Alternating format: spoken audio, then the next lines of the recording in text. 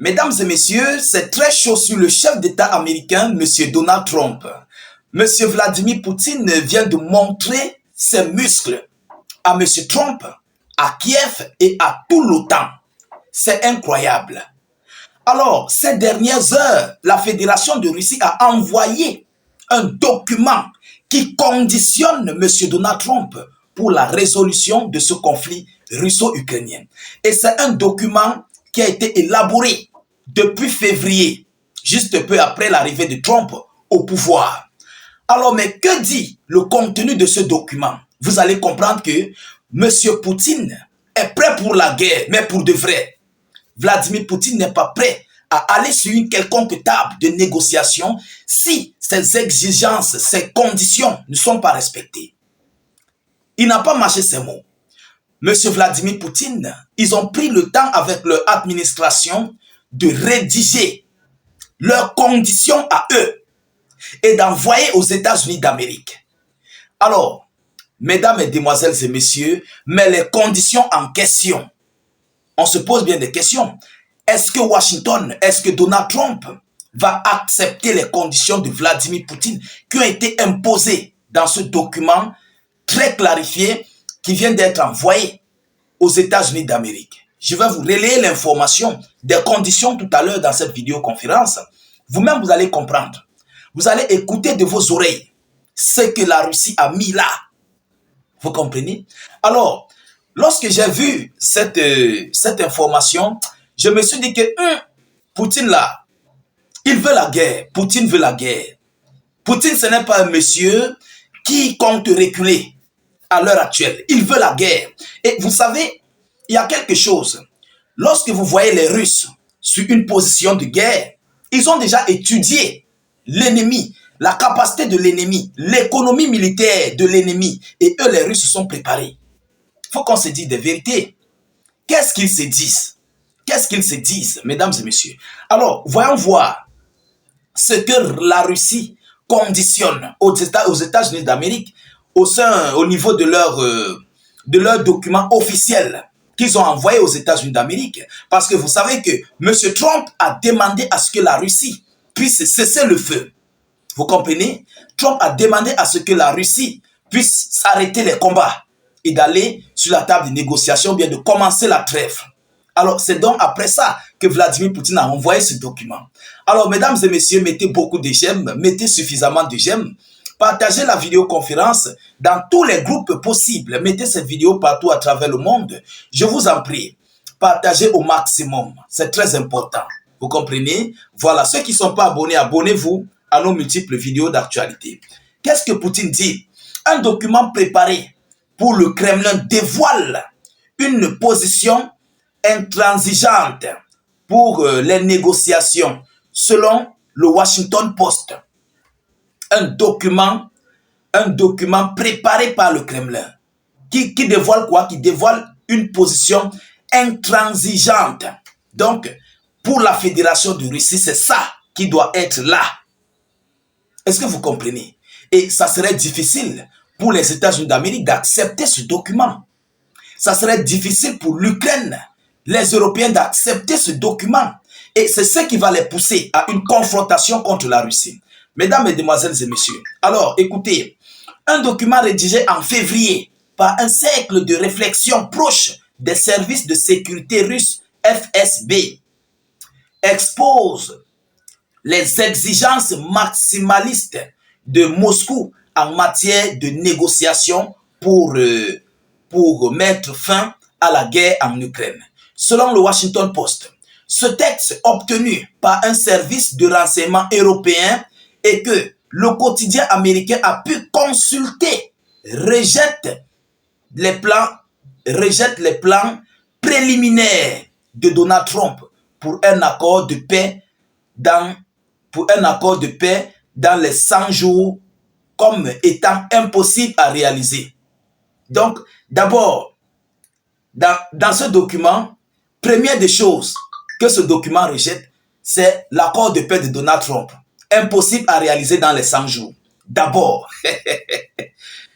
premièrement, le premier titre, c'est ça. Et affirme qu'une résolution pacifique de la crise ukrainienne ne peut pas se produire avant 2026.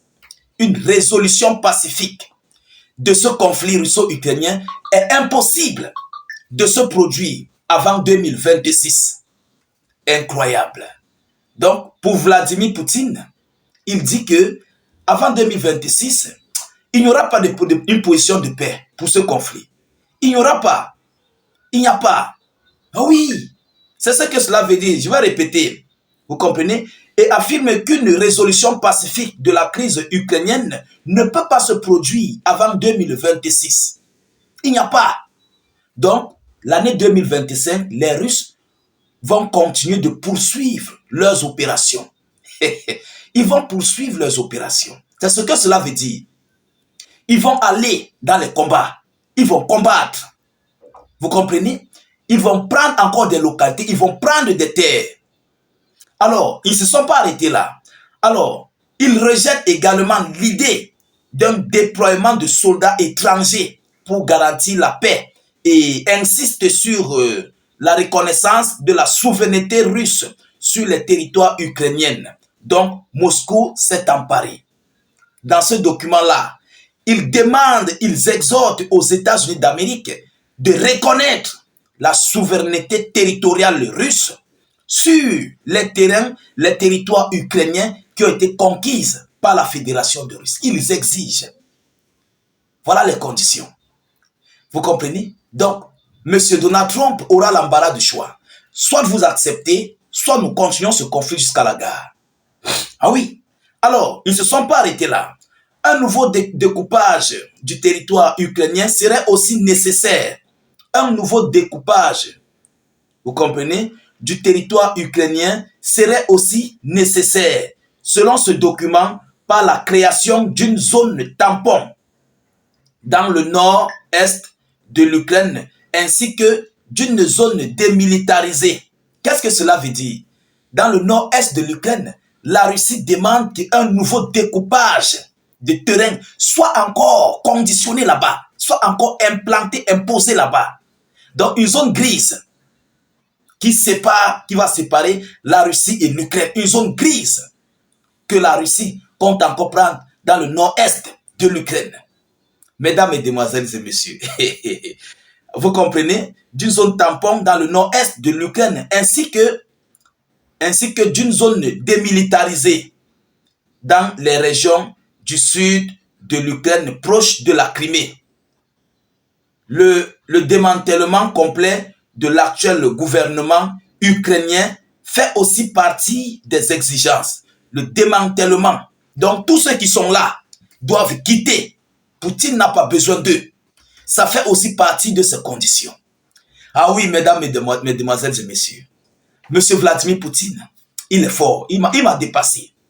Alors, lorsque vous voyez ces conditions, démilitariser l'Ukraine, découper encore dans le nord-est de l'Ukraine une partie de l'Ukraine pour la mettre comme zone grise, retirer, changer l'administration ukrainienne, donc autrement dit, ce qui veut dire organiser les élections présidentielles en Ukraine. C'est ce que cela veut dire.